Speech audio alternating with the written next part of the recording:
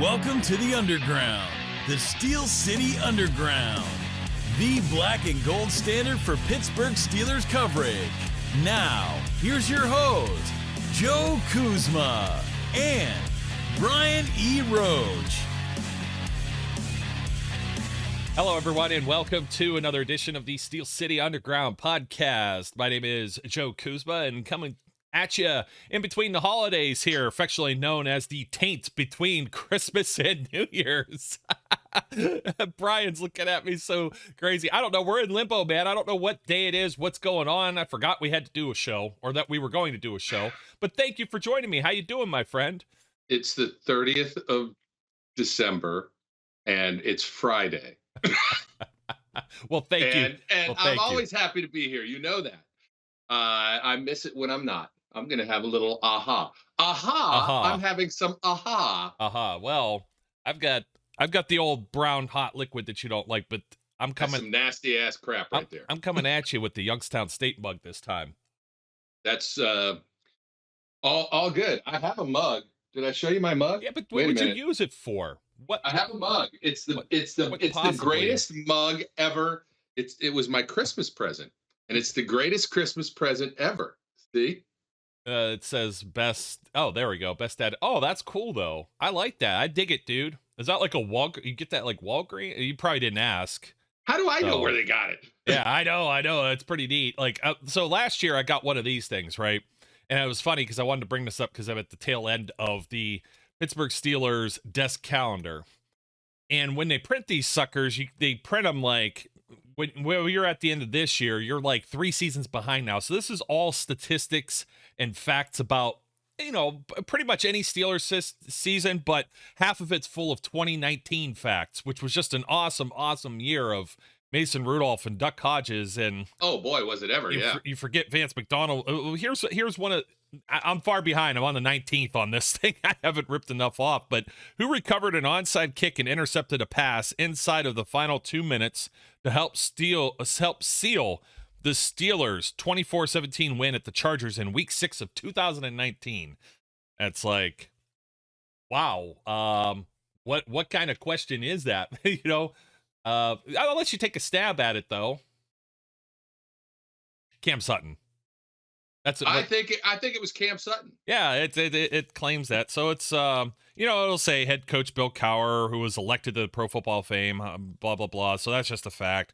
Trivia: what Steelers wideout forged a club record string? The mark still stands entering 2020. And yes, this was a 2022 calendar, by the way. Entering 2020, 6 consecutive 100 receiving yards or receiving games over a span of the 2010-2011 seasons. That's a pretty good one too. That was Mike Wallace. They had immaculate reception thing there, and it said, how many yards was Franco Harris's famous immaculate reception touchdown with 5 seconds remaining? Pretty good one. I don't remember. 60. 60 yards. Woo! Yeah, that's a pretty good one, man. I don't think I would have known that off the top of my head. Now I do. So now I'm going to rip it, and I'll come back to that at some other point. Bing. We're throwing things around on the show now, Brian. That's the thing that me and Zach do. Got the pen, throw the pen like David Letterman, and just go berserk. So you have an answer. I'm not throwing stuff at my camera. Yes, but, my friend, the garden in the yard. Repeat the question. We got to know the answer. Got to know what's going on here. If people missed it, or at least repeat the question. We'll get the answer at the end for those who might have missed it on the last show. That's a long time ago, man. I'm old. I don't remember what the hell the question was. Something about being in a yard and it was a week ago. I should have put it in the actual. Killed and murdered and stuff. Hold on. Let me see if I can find it. Because I don't remember what it is. But it shouldn't take too long. Well, okay. Got it. Here it is. You, Joe Kuzma. Yes, me. You were in the garden. Oh, okay. There are 34 people in the yard. 34. This was a trick question from the jump. Now I feel hornswoggled. You feel dumb because you killed 30, which is also dumb to kill 30 people in your yard. Depending on what they were doing. Are in the garden. The correct answer, and many of our listeners, well, I don't know, at least one I know because I didn't really read all the comments, but One person I know got it. The answer is 0 because you were in the yard, were in the garden, and you left because you had to go to the yard to kill 30 people because you're a psychopath, and you're murdering 30 people in the yard. So there's 0 people in the garden. Nobody's in the garden. I want to know what community you live in where your garden isn't part of your yard. Is it like a community garden? My garden is not part of my yard, and I don't live in a fancy schmancy house. I have a brick separation. My garden is in front of the house, so is my yard, but the garden is separated by some little bricky things. So I could be standing in my garden and looking at the people on my lawn or in my yard.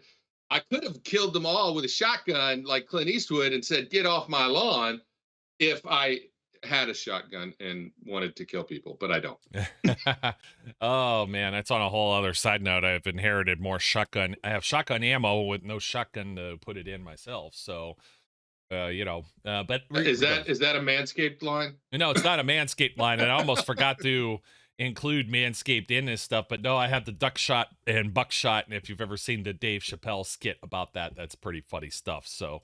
Check that out. But no, this episode of the holiday edition of the Steel City Underground podcast is brought to you by Manscaped, precision engineered tools for your family jewels. Yes. Big announcements. Big announcements. We got our promo code working again. That actual promo code, folks, if you would like to see that, is Steel City 20. Get 20% off and free shipping worldwide at manscaped.com with the promo code SteelCity20, because Steel City, the promo code, no longer apparently works. So that was a little snafu from the last time, but we got that fixed and all cleared up and cleared out, and now we'll actually I don't even know how far into this show. It must be, Brian, that I am full of ham. Too much ham from the holidays. I've just been eating ham for breakfast. I told you this off air. I asked my kid, what's for lunch? What's for dinner? It's ham. Ham's what for dinner, not beef. And it's got my brain all scrambled. Scrambled eggs and ham, actually. That's probably what's on the deck for breakfast tomorrow. So, as long as they're not green. Yeah, but some developments since you and I have last spoke. Steelers won on Christmas Eve. They sure did. Yeah. Big time. Derek Carr, disparaging the terrible towel. You see what ends up happening, my friend. You find your keister on over to the bench. Don't get too many splinters. They never learned. They never learned. He won't even be on the bench. Like, some of this stuff is just mind-blowing. Josh Dobbs starting a game? What kind of crazy world are we living in? We could almost talk about the Steelers still having a chance to make the playoffs, despite the Chargers screwing up what I said was maybe a 20% chance the other day with Flash. That reduced to like a 2% chance, but you're saying there's a chance. There is still a chance.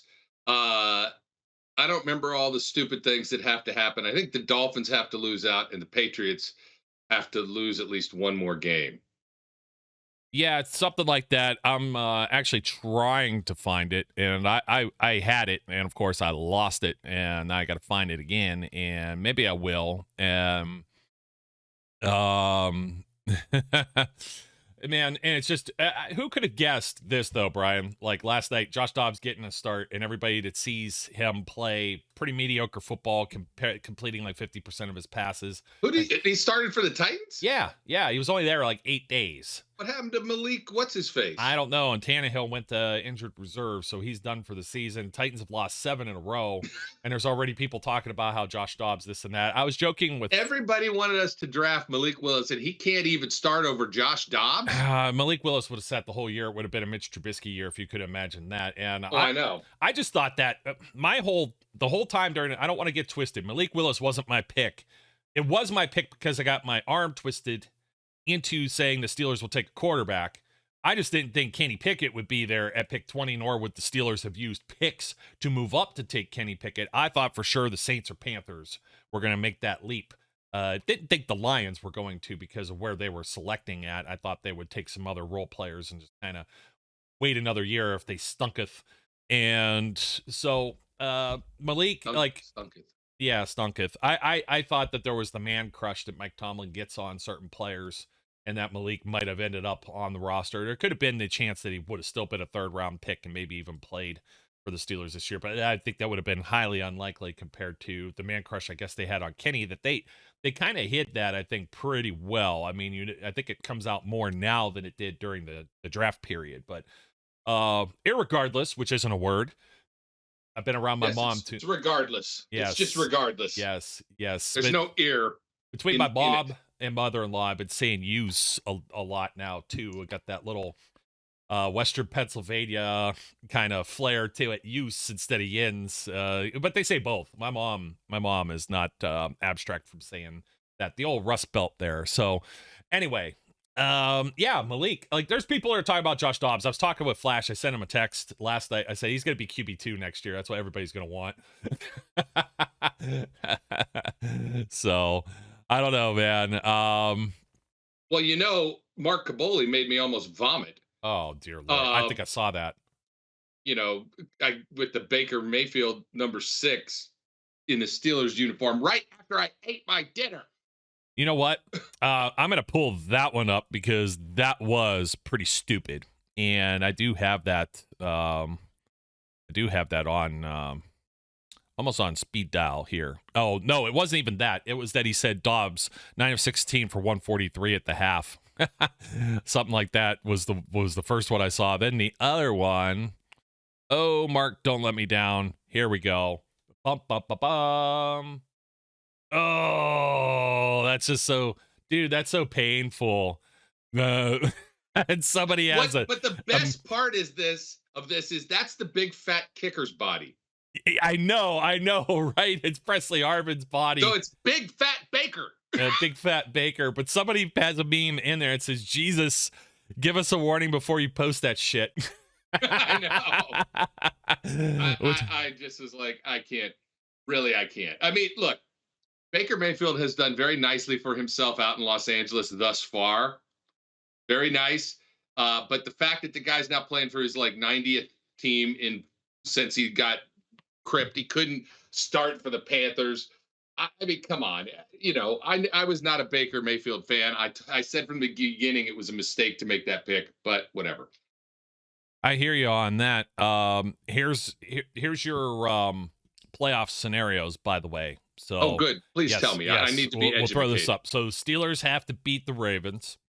The Seahawks have to beat the Jets. I do think the Jets just have to lose one of the next two, but inversely, it does mean that the Dolphins have to lose both of their games. So the Patriots have to win. So this week, you're rooting for the Seahawks and Patriots. You want the Jets and Dolphins to lose, as well as the Steelers have to take care of business and clean house with both of these games. That should be obvious to anyone watching this. And of course, if the Dolphins happen to beat the Patriots even before this game, which was flexed to Sunday Night Football in Baltimore, it's done. It's completely done. So Dolphins must lose, and then the Jets have to win next week, and the Bills beat the Patriots. All of this is actually fairly plausible. I believe the Jets game is in Seattle. Mike White's going to be back to playing. I don't care what you say, Magic Mike White or whatever. The dude is not. He's not walking on water here. He's not a miracle worker or anything like that. Like. Pull that back up for a second. Yeah, I can pull it up for you. Here you go.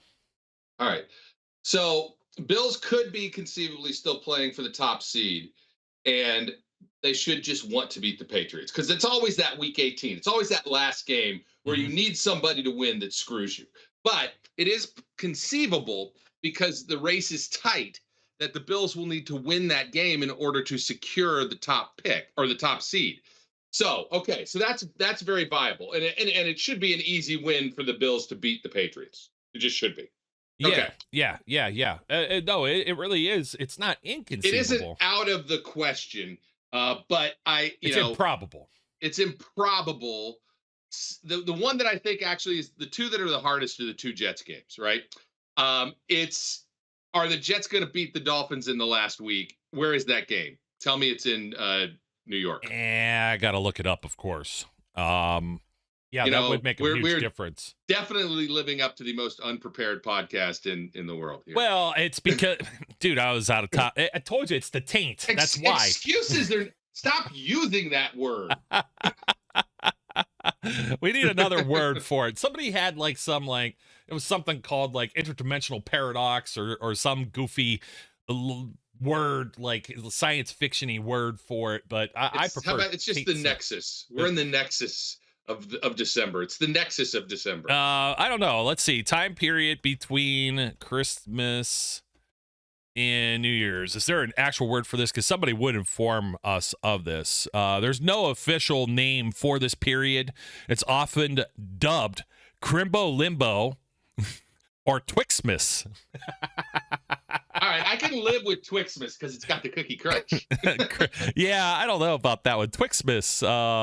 Yeah, it's Crimbo Limbo. I don't know. Taint sounds better than that. So anyway, it does not. Well, the taint's that part between those parts and your bunghole, and that's what MANSCAPED takes care of, my friend. It taints your balls and it taints your ass. That's what it is. And I don't want to say it anymore. I don't like that word. Disgusting. I'm gonna remind you of it. I don't even know what I was looking up now. We were looking up where is the Jets-Dolphins game going to be played? Yeah. Let's see here. Well, there's a lot of to be determined. That is going to be in Miami. Miami. Yeah. So Tua's going to sit this game. I actually think that unless there's absolutely a desperation of them getting in the playoffs, there's no way he plays the rest of the year. Yeah. So he's not playing this weekend. But if they manage to win this weekend, so that they still have a chance to be in the play. Do they clinch if they win this weekend? I don't know if it's a clinch or if they just knock the Steelers out of contention. Maybe someone else that's a low-hanging fruit that's in this. The Titans are still in because it's pretty much them, and I think the Jaguars, whoever wins that division is in, and the other is out. And I have to see the others because there was like that whole in the hunt graphic. I think you saw that, and it was like in the mix and in between and Crimbo Limbo and Taint and whatever else that it was. So I would love it if they went on like Troy Aikman and Joe Buck were on Monday Night Football, and instead of in the hunt, they called it the Taint for Good Morning Football. That's just great. Patriots got to play at the Bills. Bills are playing in Cincinnati for a very intriguing game this weekend. I actually think they're going to lose that game. Yeah, that's tough. I got a coin flip on that myself. So, and that means that if they lose, what's Kansas City's record right now? That's a great question. You're asking me. See, this is why I'm not prepared because I wasn't prepared. There's no way I could have been prepared to answer all these questions. Kansas City right now is at 12-3. And so are the Bills, right? They're 12-3. They're not 13-2. And Cincinnati's 11-4. So if Cincinnati wins, now it creates a little bit more of a logjam there. Yeah, they would then, if Cincinnati wins, then Cincinnati they win the tiebreaker over both the Chiefs and the Bills, don't they? Because they beat them both, didn't they? I believe so. And I would like to actually see. Where's Kansas City at in the great spectrum of things when it comes to their schedule? I mean, all of this is kind of a moot point unless we figure out a way to beat the Baltimore Ravens. I think that's the most important it's part of it. But they get the Broncos and they're at the Raiders. The Chiefs are. So that those are two gimmies, you might as well say. I mean, the Broncos just fired Nathaniel Hackett, and they're just flat out terrible. How do you get? You got the best defense in the league through what? 14, 15, 16, 17 weeks, however long it was.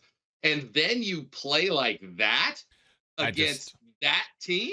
I don't know. Broncos, I mean, the Broncos deserve to lose. And then the Raiders, who the Steelers completely broke. I'm surprised Josh McDaniels has a job, but my buddy who is a Broncos fan, he called it. He said if this Rams game was out of control with the Broncos, he's like, coach is getting fired. And it's like, it'll go down as one of the worst hires and maybe even one of the worst trades of all time. We'll just have to see how Deshaun Watson works out or doesn't. Let me sum up this game real quick, though. I mean, I know we're going to talk about it more in depth, but I'm going to sum it up this way. They should have beaten them in Pittsburgh, and it shouldn't even have been close.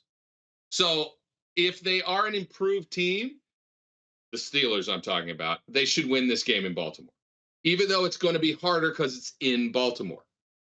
But they should have won that game. There's no good reason for them to go in and lose this game unless they throw it away the same way they did. Or they knock out Kenny Pickett and you got to play with Mitch Trubisky again. Well, yeah, that's a possibility. Yeah, it's always a possibility in Baltimore. Just one more look around here at the Week 17 playoff scenarios. And this might sum it up a little bit easier. Steelers win out. Patriots beat Miami and then lose to Buffalo. Jets lose to Seattle, beat Miami. Dolphins have to lose both. And that's an and. There's no ors in that configuration. All of these things must happen. And we've been a part of these. We've been a part of these parlays where it comes down to one of them doesn't end up happening and the rest do. And we've also been part of it. Yeah, we've been part of it too, where Ryan Fitzpatrick threw 3 picks against a terrible Jets team up in Buffalo years ago, and the Steelers end up winning in Cleveland. And I was in Cleveland for that, and it's just another thing to twist the knife at those Browns fans, you know. That was one of them. I was talking about Kansas City not playing any of their starters against the Chargers and nearly winning that game, and that came down to 2 missed field goals. Or 2 made field goals, whichever way. I think it was a miss, and they called a penalty, and then they allowed them to retake it, and the Steelers would have been in that year. You remember everybody watching Baker Mayfield try to do something against Baltimore, standing in the stadium watching it. Yeah, watching it and becoming Browns fans for a hot minute. Ugh. So that's almost as bad as having to root for the Patriots this week. Yeah, that's pretty tough. I won't lie. So there's a lot of scenarios there, and maybe all of this is all for naught. There are people out there, though, Brian, that have been saying that they don't want the Steelers to make the playoffs. Why? Because they would just be one and done. Who lives by that kind of philosophy? You get in the tournament, and with the team that's been winning they've been winning games. They might be close, but you don't know that they're maybe improving. They could keep them close enough to your vest, and you're playing December, January style football where you're able to run the football. Don't ask too much of your rookie quarterback. Maybe you even do win a playoff game. What kind of feather in the cap is that for somebody like Kenny Pickett, Najee Harris, and Pat Freiermuth, all these young guys that are on that team? I'm gonna play this out like this. If the Bengals beat the Bills, right, and somehow become the number 1 seed, right? Mm-hmm. You with me so far? Yes. And the Steelers miraculously get into the playoffs and have to go to Cincinnati they'd have to bye. So they'd go to Kansas City or they'd go to Buffalo. Probably Buffalo. Actually, Kansas City would probably end up with the bye. I don't see them losing either of those 2 games. So you'd go to Cincinnati. So Cincinnati would be the 2. If Kansas City doesn't lose any more games, Cincinnati is the 2. Cincinnati would be the 2 if they beat Buffalo. And Bills would be the 3, right? Yeah. Okay. That's what I want. I was trying to get us into that mode. So if they go to Cincinnati, which means it's that whole playing them for the 3rd time. The defense currently is playing better than they have all year. You've got some growth and some maturity. I'll just tell you, that is not if they have to play either the Bills or the Bengals in the first round. If I want to do the whole, coach thing, it's like playoffs. Playoff instead of mock draft insanity that you did. This is playoff scenario insanity. Yeah, playoff scenario insanity. They could beat either the Bills or the Bengals right now. I'm not saying they will. I'm not saying that they should even be favored. I'm saying they will have the potential to beat either one of those teams right now. I don't feel as confident for some reason with the Bills. The Bills seem to turn it on and off in spurts. Because they beat the living crap out of us. But they're missing some pieces now, and they're not healthy. And neither is the Bengals. They just lost Lyle Collins, who I didn't think was playing very well to begin with. So they lose one of their tackles. So, yeah, you're not going to – let's put it this way. If the Steelers sneak into the playoffs, and they do so in somewhat of a decisive fashion against the Ravens and Browns to finish out the season, and you look over their body of work, and the last teams that they had lost to was the Ravens and the Bengals since the bye week, a lot of people are going to be like, whoa, I'm scared to play this team. And let's not forget, it's not like Kansas City. Kansas City is a shootout system. Mahomes and company put up points, and you've got to chase them. And that's where I don't feel comfortable with the Steelers. But to be completely honest, their defense stinks. Their defense is not a Super Bowl caliber defense. They're going to have an offense that wins games, which they do. There's no lie there. But it's not to say that, with how weak their defense is, and let's say Mahomes or somebody makes a couple of mistakes, and boom, there you go. Things slip on a banana peel. There's also the inverse, where the reason they don't want to make the playoffs is they go to Kansas City and then get their ass kicked like, last year outside of the first quarter.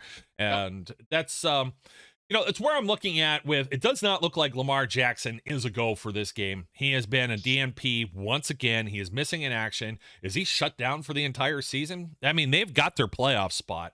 Is he shut down until the playoffs? Is there some secret holdout here? Is he legitimately If they're already there, yeah, they're there. Yeah, then why play him? What's the point?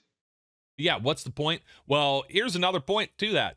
Is he going to play, period? Is he legitimately hurt? I don't know the answer to that. Or is he legitimately going, you need to pay me as much money as Patrick Mahomes because I just need all that money, even though he doesn't deserve it and his contract should be nowhere near that money. He's going to demand it. And I feel zero empathy for the Ravens in this instance. I don't care. Yeah, I don't either. Please, I don't pay him Deshaun Watson money. Please, guarantee it. Please do that. Please, Baltimore. Please, because it's worked out so well for everyone. It didn't even work out for them when they gave Flacco the bag years ago after the Super Bowl. They pretty much struggled with that too.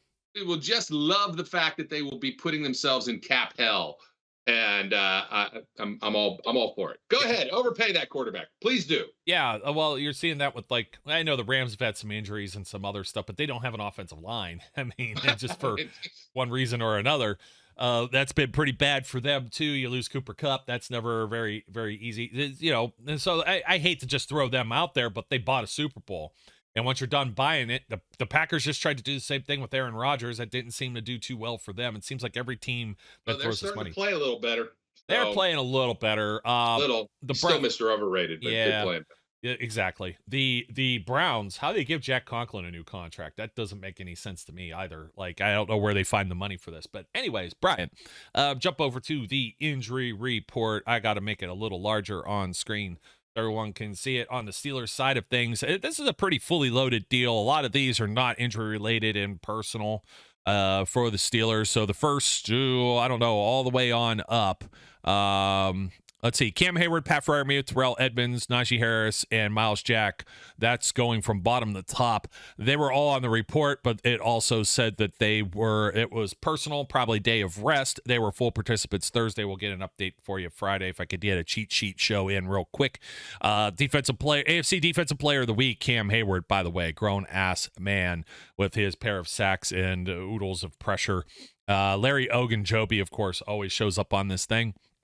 Deontay Johnson, he's still nursing the hip. That goes back to last week. Trey Norwood, he left the game, and Elijah Riley came in on Christmas Eve. So Trey Norwood looks like he's going to be a scratch. And when we jump over to the Ravens side of things, they've got some days of rest type things too. But Calais Campbell has been banged up. Let's see if he's a Larry Ogunjobi type of scenario.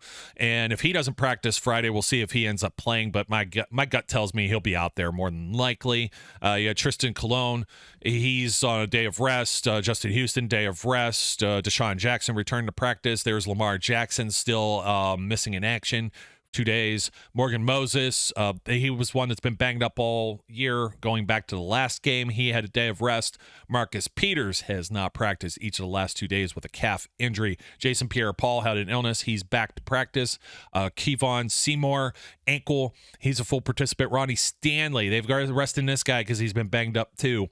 Geno Stone, he's a reserve safety. He's a DNP on Thursday. Kevin Zeitler, day of rest. Nick Boyle, illness, did not practice on Thursday. These were the new additions yesterday. J.K. Dobbins, day of rest. And Demarcus Robinson, also a day of rest. So this time of the year, man, it reads like half the roster. Go back to that for a second. Yeah, I could do that for you because I'm a nice guy. I just want to enjoy the wordage there on Demarcus Robinson. Rest groin. Rest groin. That is pretty good, man. And rest groin. Stop getting busy. Rest that groin. Yeah, rest that groin, man. Well, Brian, it's time to we got to put up once again that the Steel City Underground podcast is brought to you by MANSCAPED. Get 20% off plus free shipping with the promo code SteelCity20 at manscaped.com. Brian, you got Bush. You might have some Bush there in your nose. He's messing with the nose hair trimmer as we speak. And 3, 2, 1, man, it is a happy new year from our friends over at Manscaped. That's right, folks. The ball has officially dropped, but that doesn't mean, well, it'll drop here in a few days, but that doesn't mean you have to drop the ball on your balls in 2023. What the hell? Whether you get that New Year's kiss or not, the leaders in below the waist grooming have you covered for your much needed resolution of bringing sexy back. Join the 7 million men or 14 million balls worldwide who trust Manscaped with our exclusive offer. Go to manscaped.com. Use the promo code SteelCity20 for 20% off plus free shipping. And let us have a toast for the new year, a new you, and a new you with no pubes. I told you the read was awesome. I was bringing awesome. Sexy back over here for you. Yes, here yes. Bringing sexy back. Yeah. Don't forget if you get the whole performance package 4.0, you get the grooming kit. That's the shed travel bag, the anti-chafing boxers with briefs, which are just amazing, and a few other free gifts to keep all your goodies stored comfortably. I mean, these are a perfect companion for all of you that are going to be running and hustling over to join a gym and be part of a gym membership. You want to have this with you. It's waterproof. It's got the light in it. And guess what? They've got some other stuff coming here, middle of January. We're going to have some more announcements for Manscaped. They've got more new products coming, so stay tuned for that. Very, very happy, very happy New Year from the folks at Manscaped. A happy New Year to them as well. We appreciate and enjoy them being a partner of the Steel City Underground podcast. I love these guys, but look, can we not have the image of dropping a ball on your balls?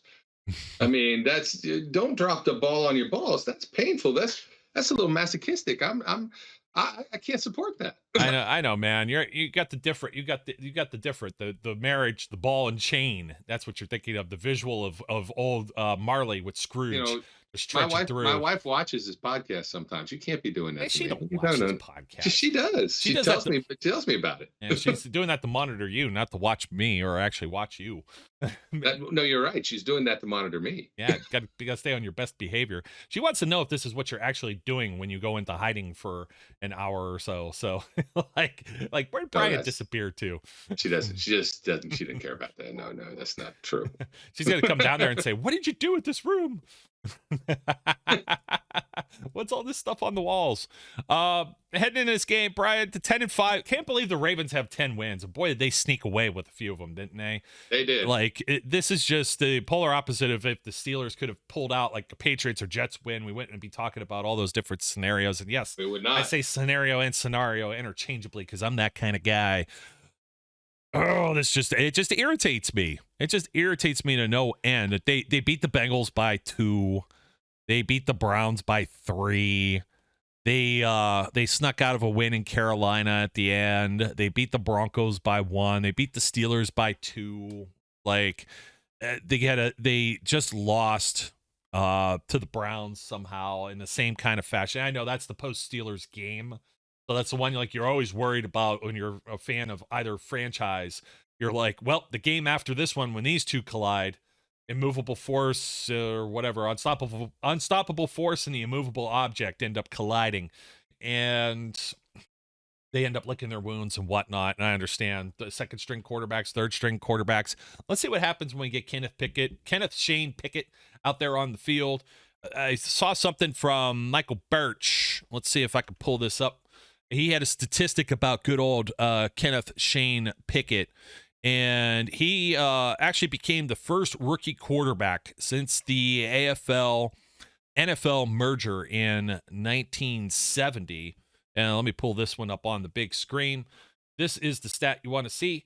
He's the first one to win 4+ games as a starter and throw fewer than 2 interceptions over the course of November, December. So it's a cherry-picked stat, but that's still pretty cool. Yes, that is absolutely a cherry pick stat. You're right, but it is cool. But that's the thing. Those are the kind of stats that give stats a bad name. That's like, I'm going to invent. Let me find the perfect scenario to make this a positive stat. Well, that would have been Mitch Trubisky with the most attempts or whatever, without a pick 6 or something. And I'm like, wow, what an achievement, because he doesn't throw it like anywhere where somebody could have had a pick 6, but throws plenty of picks otherwise. But yeah, we'll see how this one goes, man. Night game, I'm not happy about the flex. I like the flex idea just for the fact that you could go look at the Cincinnati fans and say, you're the reason that our game got flexed before. It wasn't because the Steelers were stinky. It's because you suck. So, so I know. It's just I think what happened is the NFL just looked at those Christmas Eve numbers and they said, we're going to do that instead of this. I forget who they flexed. I think it was maybe the Chargers or whatever, which it was a Chargers game. Yeah. Yeah. Charger. And that's who came in the first time. So roundabout's fair play. Them in Kansas City. I hate all the talking heads that are out there, though. They still got like their pools alive of picking for Chargers in the Super Bowl. And I'm just like, gag. And it just drives me crazy. That seems unlikely to me. Yeah, very, very, very, very much so unlikely. Anything on the Ravens offense? Let's put it this way. Here, I'll give you my thought. A quick hit here. Over under on this game. 35. Wow. Yeah, I know. I mean, I still kind of want to say take the under. Yeah, I know. But man, that's a low. That's like 17 and a half points each. I know. I mean, I get it was what, 16 to or 18, whatever the heck it was last time around. 13-10, wasn't it? So that was the Raiders game. 16-14, yes. So 16-14, that's what I thought. Yeah. Yeah, that's man, that's that's spicy. That's spicy. I like that's very hard for me to take an under. Anybody in the NFL, any game at 35, like that's a very tough sell, especially when I think we're looking at halfway decent weather in Baltimore, despite it being a night game. I think it's going to be in like the 40s or maybe even low 50s. Oh, it should be pretty solid as opposed to the frigid, beer freezing temperatures of Acrisure Stadium just last Saturday. So I mean, the Steelers. These teams got like an extra day of rest. They had the holidays or a little bit, the taint screws with everyone. So it's just, it's the theme of the day, man. That's a terrible theme. Yeah. It's a terrible, terrible theme. Oh, man. So, yeah. I was going to say, hey, I got 2 corrections since they just popped in my head anyways from the post game. From Christmas Eve and the Immaculate Reception, the 50th anniversary and whatever. I goofed and said something about Jack Lambert not being there. Of course, he wouldn't have been on the team yet. That was in 72. Not. Yeah, I know. But, I'm still half awake. We're in the middle of the taint, and I don't know where I'm at and what day it is. So, anyways, the other one was it's David Bowie and Bing Crosby. See, I was just going all full force with Christmas music again and railing against Gene Autry. Because Gene Autry just seemed to have done everything, and it's just like, okay, if you've got like 1 or 2 that are really special, but there's a David Bowie and Bing Crosby song that I feel just slaps. But Burl Ives is my guy, along with Mimi, King and Queen. The greatest Christmas song of all time is "Father Christmas" by the Kinks. An interesting end pick. Of story. It's an interesting pick. I like a lot of modern stuff. Like I could do some pentatonics and some stuff like that. And, I could go with Trans-Siberian Orchestra, the Carol of the Bells. I could go there. I love that. That was actually one of my picks was the Christmas Eve Sarajevo, 1979 or whatever the name of that is. It's got like 5 names to it. So that's the song I'm talking about. Yeah. Tom Petty and the Heartbreakers isn't a bad one either. I don't mind that. So, but you got to throw that Mariah Carey crap out, man. That's done. How dare you? It's crap. Song makes me vomit. How dare you? How dare you? She has the voice of an angel. She has the voice. She is sent from the heavens above. Theme coming. She has the voice of a taint. Oh, that's wrong. She'd be largely forgotten, I think, if it wasn't for the Christmas songs. I think it's pretty cool that they like pull her out of like rehab in order to do the specials every now and then. I'm just out. I'm down. I am not down with the Mariah Carey love. I don't have it. No. But okay, so that was my quick look at I was like 35. I'm like, I think it's just going to be another tight, maybe low scoring game. I don't know though. The Steelers, they weren't able to muster anything until the very end against the Raiders game. But weather, I think, plays a big factor into that too. Absolutely does. It absolutely does. Look, they also, kicked themselves a couple of times. Kenny fired a couple passes that bounced off people's hands, which it's going to do when it's cold. There's excuses for that one, right? I'll put it this way: if they can keep the Ravens under 200 yards rushing, I think they win the game. I think if the Steelers can actually run for over 100, they could win the game because that was something they were unable to do, and they were playing from behind. the entire game with the last one and with Mitch. So there's a number of factors and that's there. a key. That is a key for you want to keep the Ravens off, from running the ball. Get ahead. Absolutely, because then they're going to be forced to do something with whomever is under center for that game. So that's kind of where I'm at. You got to always watch out for Mark Andrews, but he has not been the same player pretty much all year, but even more so when he's not playing with Lamar Jackson. J.K. Dobbins, he had his big comeback game actually with or against the Steelers. He's cooled off a little bit in the interim since these two played back in week 14. I mean, it's a close turnaround. There's only been 3 games in between, or 2 games in between, if you're looking at it like an Oreo cookie, the cream being the Panthers and Raiders, and the Steelers able to win both of those. It's it's a little disconcerting though that both their losses were in the AFC North. Would have liked to have had to pick up one of those wins. Any of these other ones that we mentioned earlier in the season obviously could have turned the tide. Dolphins, Patriots, Jets, anything against the AFC East and those teams that are still competing for a playoff spot. But this isn't something that isn't, what do you want to say, undoable or impossible here.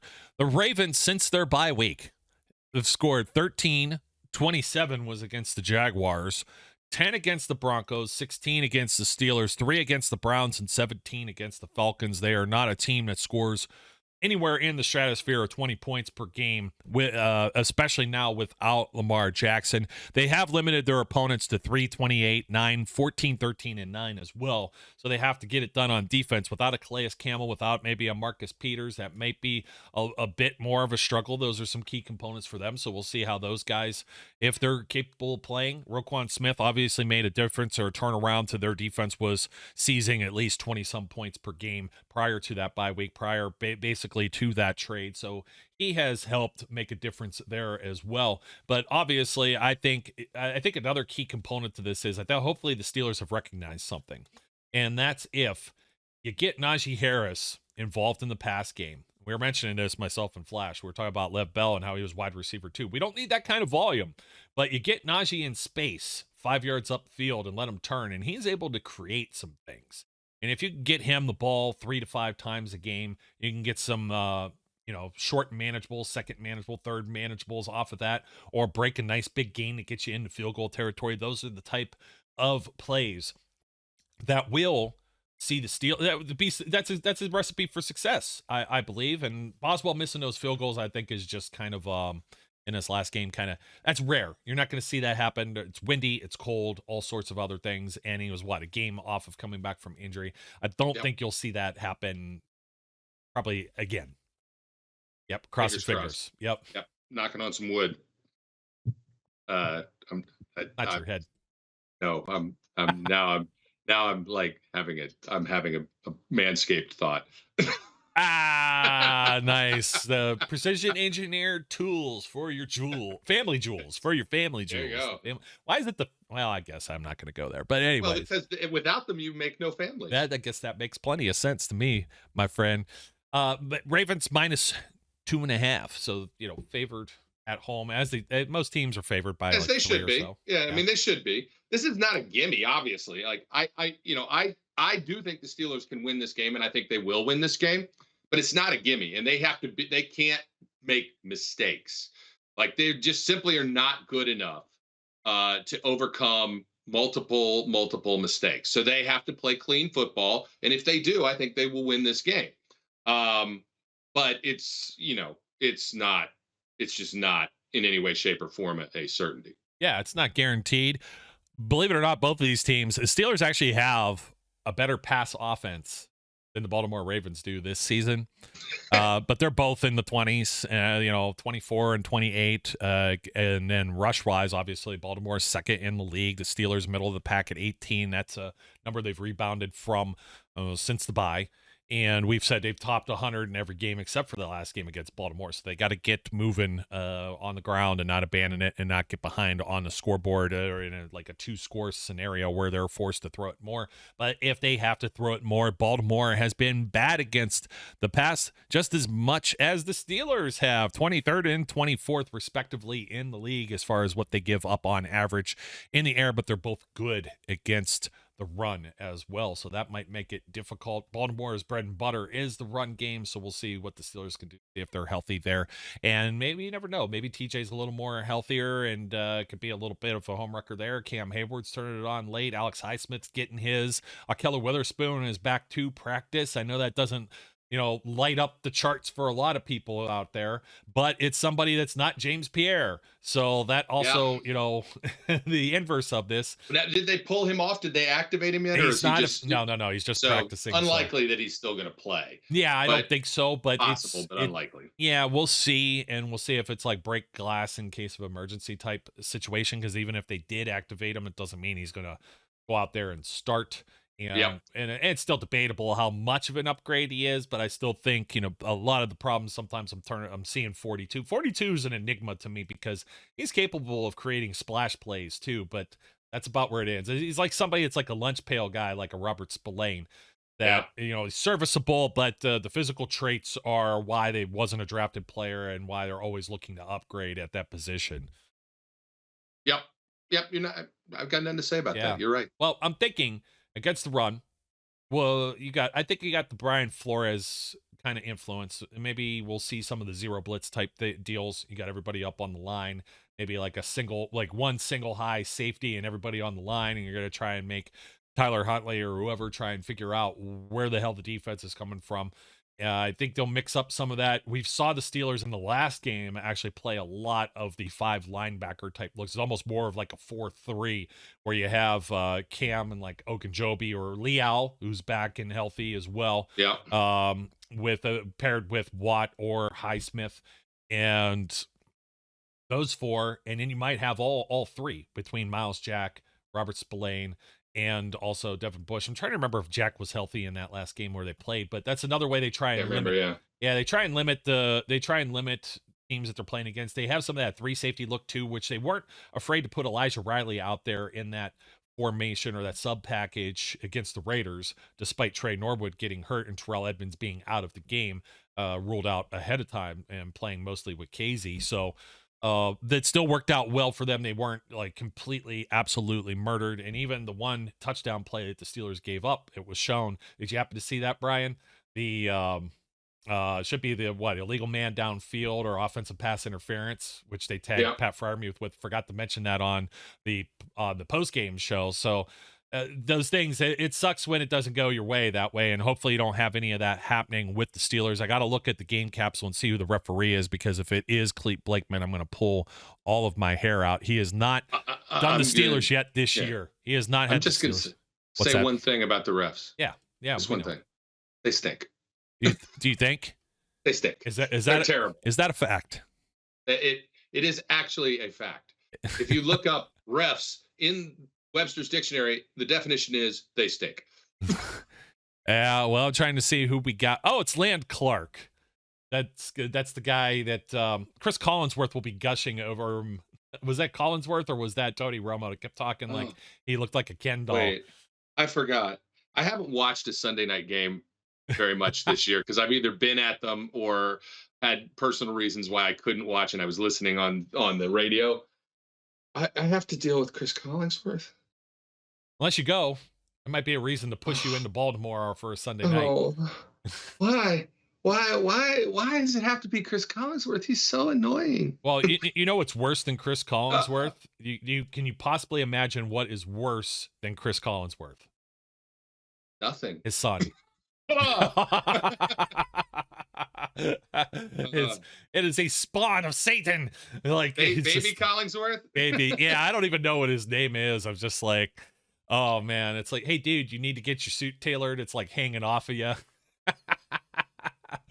It just kind of cracks me up. Well, I guess that's it for the keys, whatever keys we got to the game. It's pretty much limit the run and run the ball yourself. We'll see if Kenny can get maybe another TD pass, sneak it in here at some point during the game. We didn't talk a whole lot about any individual performers, and we'll see if we can keep Mike Tomlin's streak alive here.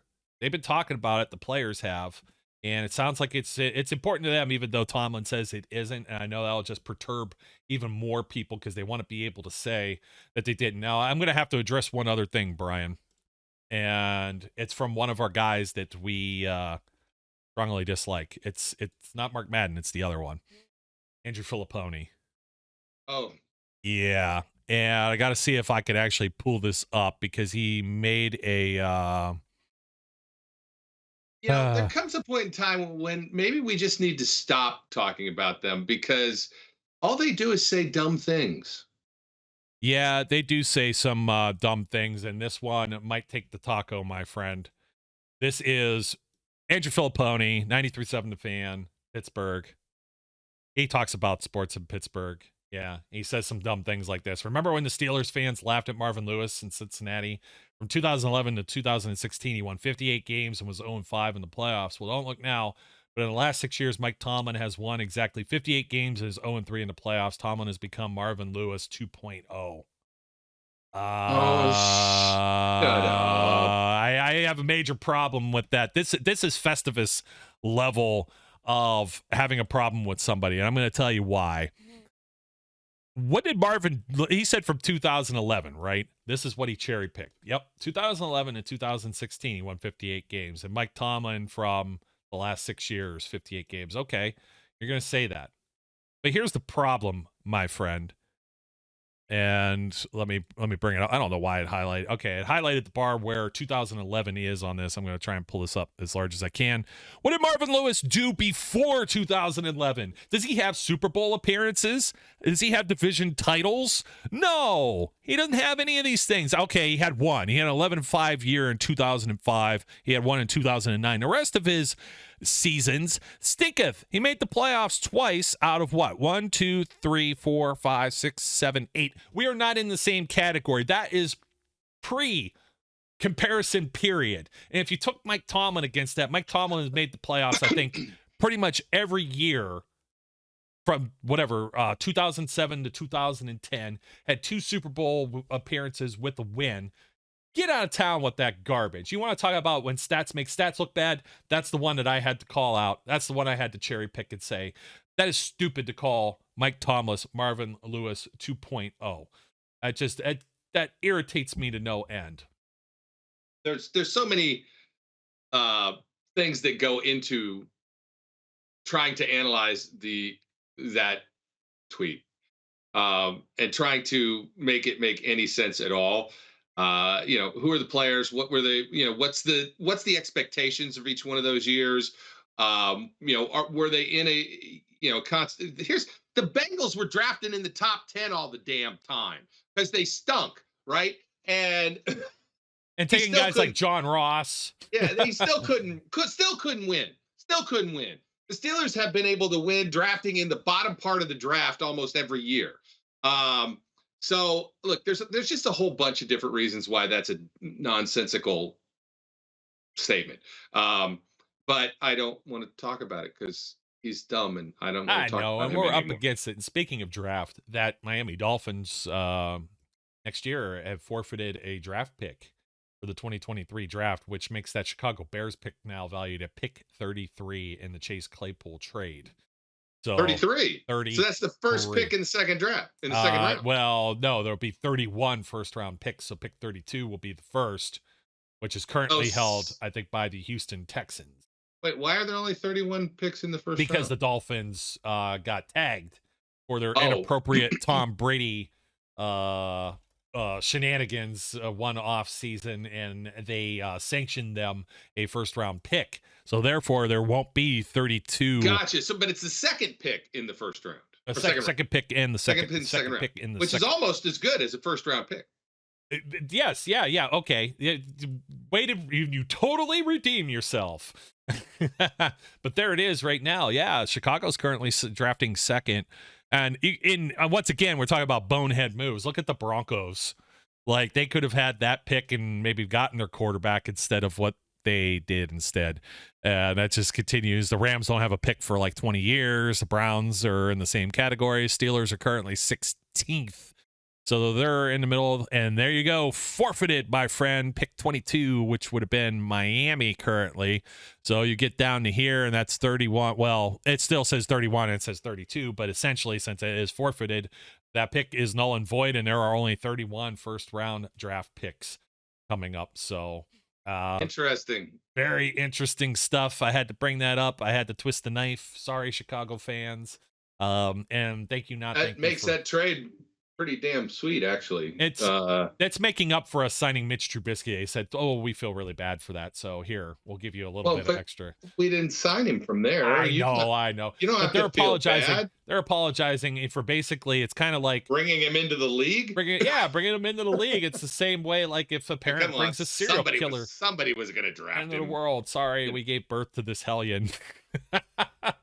Brian, one last one. This was from December 28th. So I'm catching up on the flip calendar here, the Steelers flip calendar. So trivia question. Before Devlin Hodges in 2019, what Pro Football Hall of Fame head coach, boy, is that what a segue that is. What Pro Football Hall of Fame head coach was the last undrafted Steelers rookie with multiple pass completions in a regular season game? Pro Football Hall of Fame head coach. Last undrafted Steelers rookie with multiple pass completions in a regular season game. That's messed up, dude. I don't even know that this is real. It seems like, and it comes from this calendar, so I got to take the word for it. Before Devlin Hodges in 2019, what Pro Football Hall of Fame head coach was the last undrafted Steelers rookie with multiple pass completions in a regular season game? This would have been in 1977. I'm going to tell you Tony Dungy. And it is Tony Dungy. Don't ask me. I would have never known that to save my life. Like Tony Dungy. He threw 8 pass attempts in 1977 with the Pittsburgh Steelers. He was 3 of 8 for 43 yards and 2 interceptions. I mean, that's one that goes back for the ages. And the funny thing is that he appeared in more than one game, I think, taking an offensive snap. I believe, maybe. I'm not sure, but he appeared in 3 games as a rookie. But yes, that was against the Houston Oilers back on October 9th, 1977 in a 27-10 loss.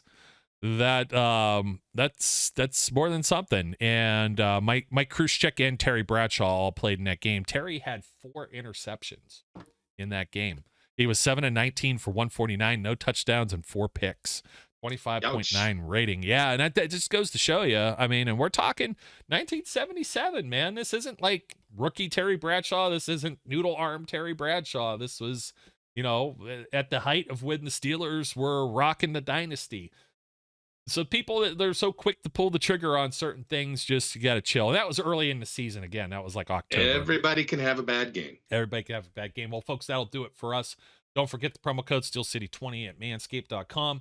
My name's Joe Kuzma. His name's Brian E. Roach. Don't forget to like, comment, subscribe. Happy New Year. Happy holidays. Welcome to the Nexus. Yeah. We'll make it. We'll get our way through this thing that rhymes with ain't. The Nexus. The Nexus. Until next time, we encourage everyone out there to be safe, be good, and we'll catch you later.